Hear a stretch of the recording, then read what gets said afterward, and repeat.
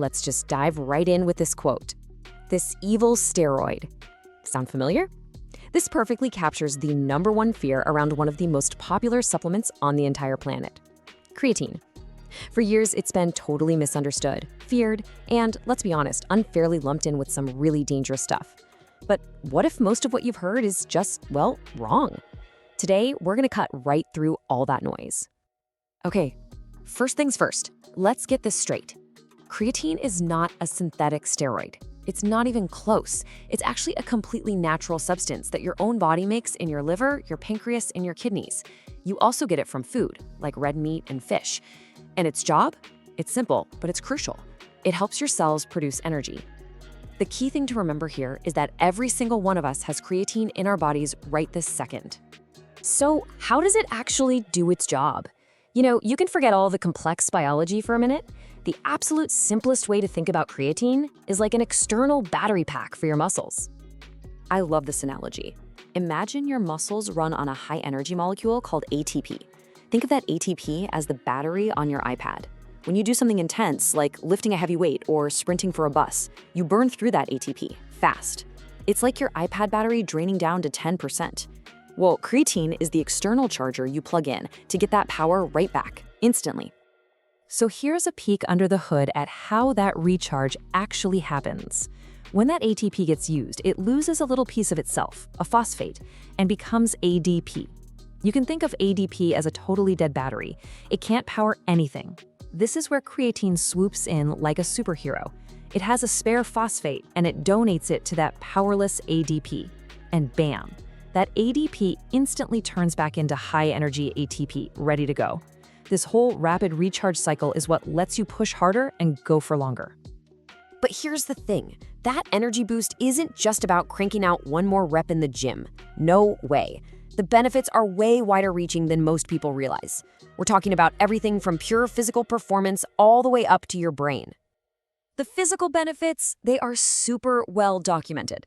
We're talking about a solid 5 to 15% increase in strength and power over just a few months. It's especially good for those short, all-out bursts of effort. Think weightlifting, sprinting, even soccer. And it's not just for young athletes.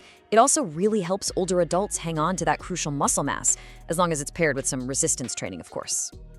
But this is where it gets really fascinating. That exact same energy-boosting trick, it works in your brain too.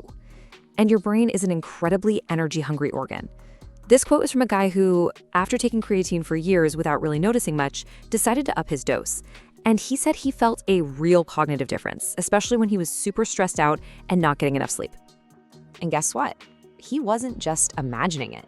There's a growing mountain of research that shows creatine can actually improve how your brain works. See, your brain stores about 5% of your body's creatine, and keeping those levels topped up seems to help with things like short-term memory and just fighting off that afternoon mental fog. This is honestly one of the most exciting areas of new research.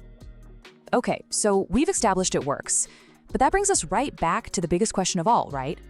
Is it safe? Let's tackle these myths head-on, starting with the one that just won't die. Let's just be crystal clear about this.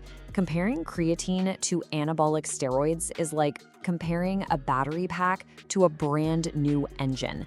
One gives you a temporary energy boost, the other fundamentally rebuilds the entire machine. Creatine is just an energy source. Steroids are synthetic hormones that literally change your DNA expression to build new muscle. They are not even in the same universe.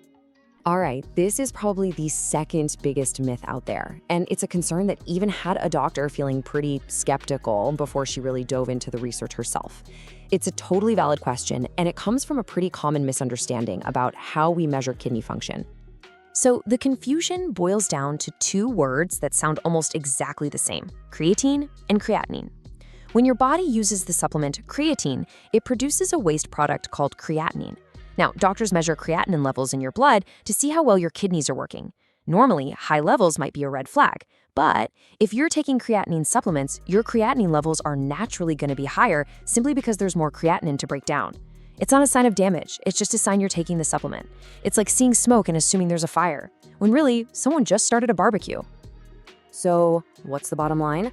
The overwhelming scientific consensus is totally clear on this. For anyone with healthy kidneys, long-term creatine use at the recommended doses is safe. The horror stories you might have heard almost always involve people who already had kidney problems to begin with, or folks who were taking absolutely massive, unsafe amounts. So what about those other pesky myths? The whole hair loss scare. That comes from one single study back in 2009 that was, frankly, a bit flawed. It found elevated levels of a hormone linked to hair loss, but none of the people in the study actually lost any hair. And as for dehydration and cramping, it's actually the opposite. Creatine pulls water into your muscle cells, hydrating them. As long as you're drinking enough water, cramping just isn't a concern. All right, so you're convinced. You get that it's safe. You get that it's effective. The next logical question is, how do you actually use it? Let's walk through a super simple, practical guide. First off, you might be thinking, why not just get it from food? Can't I just eat more steak? Well, you could, but you would need to eat a truly enormous amount. To get that standard 5-gram dose, you'd have to eat about 2.5 pounds of beef or a full pound of herring every single day. So yeah, a supplement isn't just more practical, it's way, way more affordable. Okay, so when you go to buy it, you're gonna see dozens of fancy, expensive-looking forms of creatine on the shelf. Don't get distracted by the shiny labels. Creatine monohydrate is the one that's been studied the most, it's the most effective, and it's almost always the cheapest. Just stick with what's been proven to work. And the dosage? Just as simple, 3 to 5 grams a day. That's the standard. You really don't need to overthink when you take it either. The goal isn't some immediate pre-workout boost. It's about keeping your muscles saturated over time. That's why consistency, taking it every single day, is what really truly matters.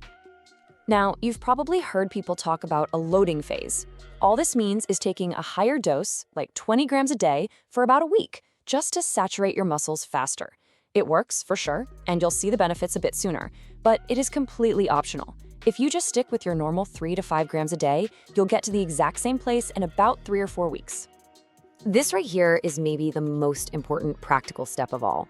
The supplement industry, it isn't super tightly regulated, so the quality can be all over the place. To make sure you're getting a pure product that doesn't have any contaminants, always choose a brand that has been checked out by a third-party organization, like NSF or Informed Sport. They actually test for purity and for any banned substances. So there you have it. We've gone from this idea of an evil steroid all the way to a safe, natural molecule that basically acts as a battery pack for your muscles and maybe, just maybe, for your brain too. While its physical benefits are pretty much undeniable at this point, it's the emerging research on its cognitive effects that's so exciting. Which really leaves us with a fascinating question. As we learn more, are we going to start seeing creatine not just as a supplement for athletes, but as a daily staple for brain health?